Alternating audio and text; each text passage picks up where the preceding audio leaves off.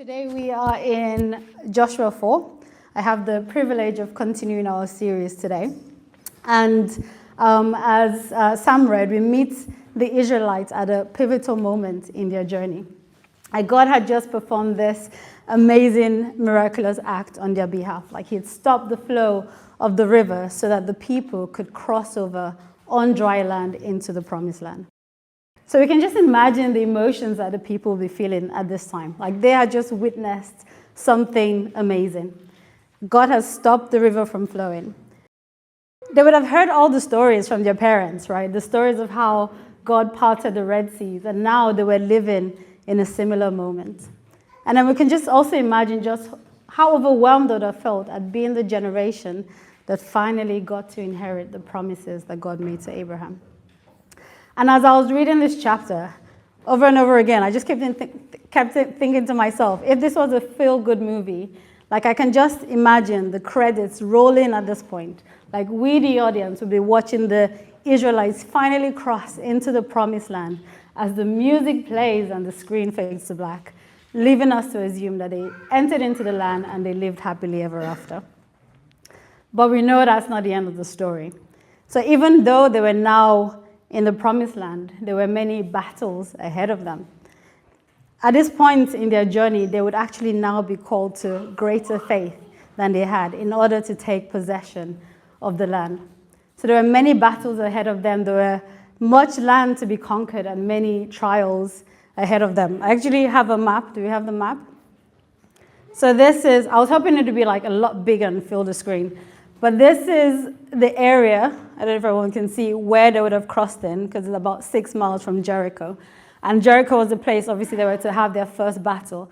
But just imagine that they had all of this to conquer. Like, even me just looking at it, I feel a bit overwhelmed. Like, so I can't even imagine what the Israelites would have felt at that time, having all of that ahead of them to conquer.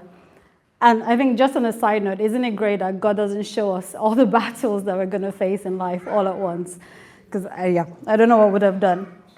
So anyway, there were many, you can take the map off, I'll leave it on. There were many battles ahead of them. So the big question at this stage is, how were the people going to face each battle that they came across? And if it were me, like I would be thinking very practically. It's like, do we have enough men? Do we have enough weapons? Do we have basically what we need to be able to conquer the land? But that was not God's strategy. The first thing that God says to them is to build a memorial, just as Sam just read. And I'm just going to read it again. Not the whole passage, don't worry.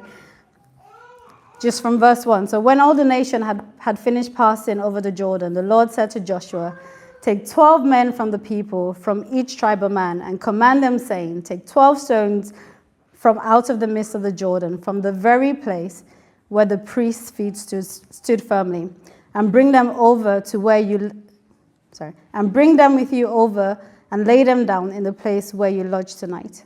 Then Joshua called the 12 men and the people of Israel, where he had appointed a man from each tribe.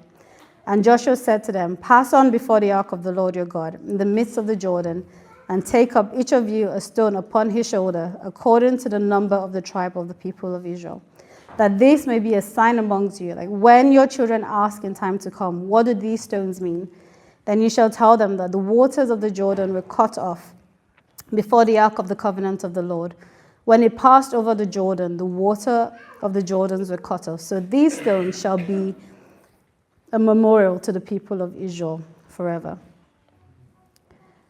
So this is not the first time in the Bible that we hear God asking people to build a memorial, or where there is a command to remember God, remember what God has done. Even while the Israelites were in the wilderness, over and over again, Moses would tell them repeatedly, do not forget the Lord your God. Do not forget his commands. Bind them on your hands. Put them on the forehead.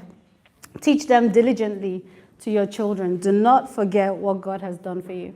And he even said to them, when you enter into the promised land, do not forget. When you build houses and you settle in, do not forget the Lord. So it seems like whenever there's a command to remember or not to forget, there's usually a sense of urgency about it. A It's like the Bible is saying to us, like, this is really important. Remember the things that God has done for you. Remember his goodness. Remember his faithfulness. But the sad thing is we do forget, don't we? Like, we so easily forget the things that God has done for us. Whenever a new challenge arises, we forget and we allow ourselves to be anxious and to be fearful about what's to come, forgetting that the same God who demonstrated his love and power for us in the past will do it again. And when we forget the past, it actually weakens our faith. And sometimes it's not just our faith, it's the faith of other people as well, and even future generations. Do you know that faithlessness can be contagious?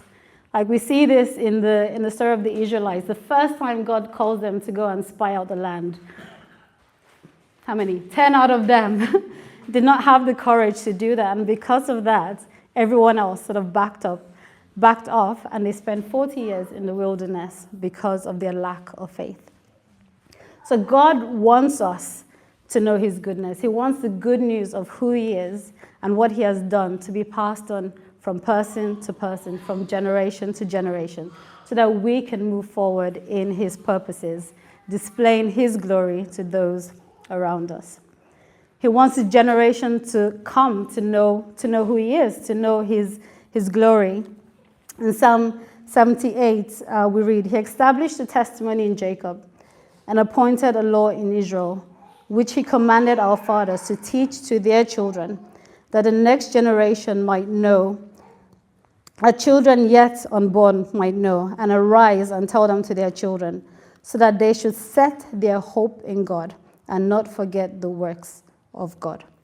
So God is very intentional about his goodness being known, his faithfulness being known, and being passed on from generation to generation. Because if we fail to remember God's goodness, if we fail to tell the next generation our God story, then we're likely to have a generation who do not know God. And sadly, we also see this play out in the life of Israel. As the story goes on, we're told of a new generation that rises up and they forsake the way of God because they don't know him.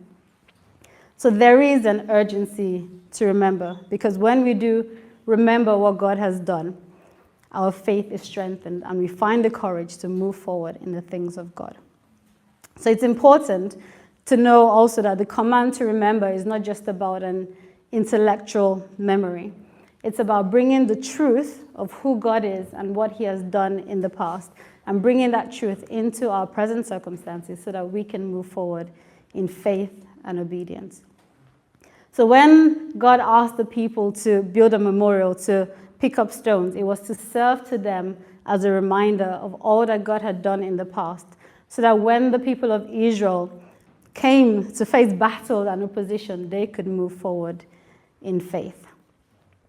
And I think actually it's interesting that God didn't just say, like, pick any stones and place them anywhere as a memorial. Like, he was very specific. He said, pick the stones from the Jordan and build a memorial. So essentially he was saying, pick the stones from the very place where I performed my miracle.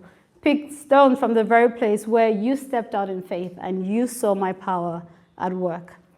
And then take them with you and place them where you'll be resting and build a memorial there. And we're told that the Israelites lodged at a place called Gilgal, which is about 1 or 2 miles from Jericho. So from the place where they would have been lodged in, they would have been able to see Jericho, the place where they were going to have their first battle. So I actually believe that God telling them to set up this memorial in Gilgal was a deliberate move. And I don't know about you guys, but I know that whenever I face a situation that is challenging or requires a lot of courage, like, the longer I think about it, the more likely fear and doubt start to creep in. And I get myself worked up into a stage where I'm like probably too afraid to move forward unless something breaks that fear. So I believe God told them to take those stones with them to Gilgal, because there's a possibility that as they looked to Jericho, as they saw the fortified walls, the huge walls, maybe fear and doubt would have started to creep in. Like, they would have just started to recognize how daunting the task ahead of them was. And you can almost hear their thoughts. with them wondering, like, can we actually do this? Like, can we overthrow this city? Can we start a second service here in the Coin Street? You can just imagine the fear and the doubt start to creep in. But then they see the stones. They see the stones that have been built as a memorial, and they remember. They remember that these stones were taken from a place that God had performed a miracle.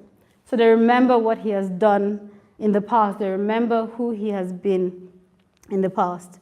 And they don't only just remember the miracle that was at the River Jordan, but they remember the miracles in Egypt and in the wilderness. They remember that they were once slaves in Egypt, and with a mighty hand, God delivered them from the tyranny of Pharaoh. They remember that he parted the Red Sea when Pharaoh and his army were behind them in pursuit of them. They remember that he fed them in the wilderness with manna, and he brought water out of a rock. They remember, as it says in Deuteronomy 8, that their clothing did not wear out and their feet did not swell. So they see these stones, and they remember that even though they grumbled and rebelled against God, even though they questioned his love, even though they turned to idolatry and were unfaithful to God, God remained faithful to them. Like, he showed himself to be their redeemer, their protector, their provider.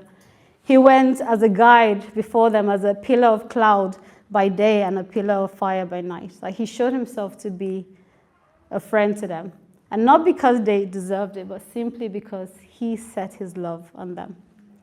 He showed them that he was a God of second chances. I mean, when their parents lacked the courage to go into the promised land, God gave a new generation a second chance to claim the land.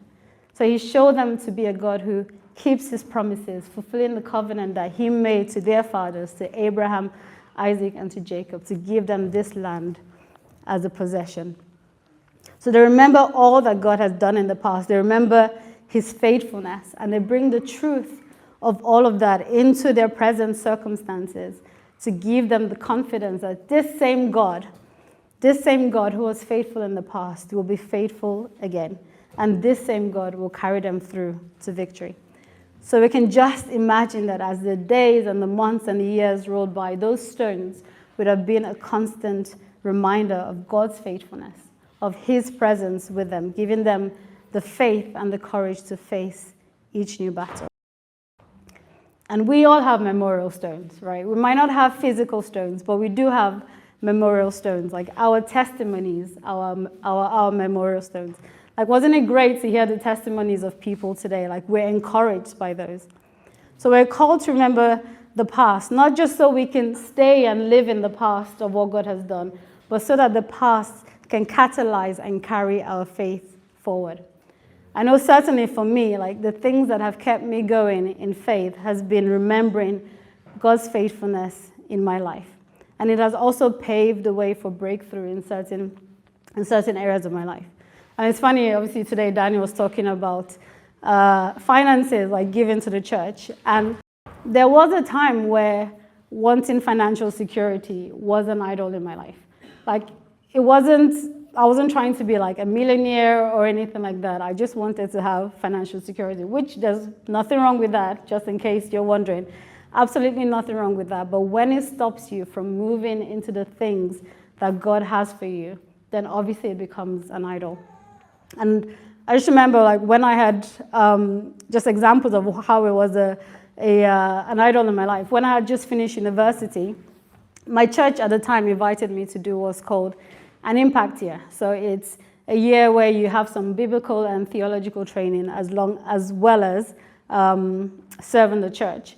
And when I saw the email, and I started to read it, I felt quite excited about it. I felt like, yeah, I think God is calling me to do this. Like, it seems like an amazing opportunity. But then as I continued to read the email, I saw, actually there was a cost to it. I mean, I just finished university. I had no money. But there was a cost to doing the year with the church. And I thought, well, obviously I can't do it because I have no money. And even if for some reason, some miracle, I got the money, I have no idea how I was going to support myself for a year. So it didn't even occur to me to pray about it. It didn't even occur to me to ask my pastor about it. I made a decision. I didn't have the money. I wasn't going to do it. And then God has a sense of humor, right? So a few years later, I felt a call to go and serve a church plant abroad. I was like, okay, here we go again. This time, I had grown in my faith, so I did pray about it. I did tell my pastor about it, and there was a sense of, yeah, this is right. This is what God's calling you to do. And so I thought, as well as many other things that you have to consider finances. And I was working full-time at the time, and I had some savings. So I thought, okay, it's fine. I've got a job. I've got some savings. I will just do lots and lots and lots of extra shifts before I go. So build up my savings, and I will live on my savings when I'm out there.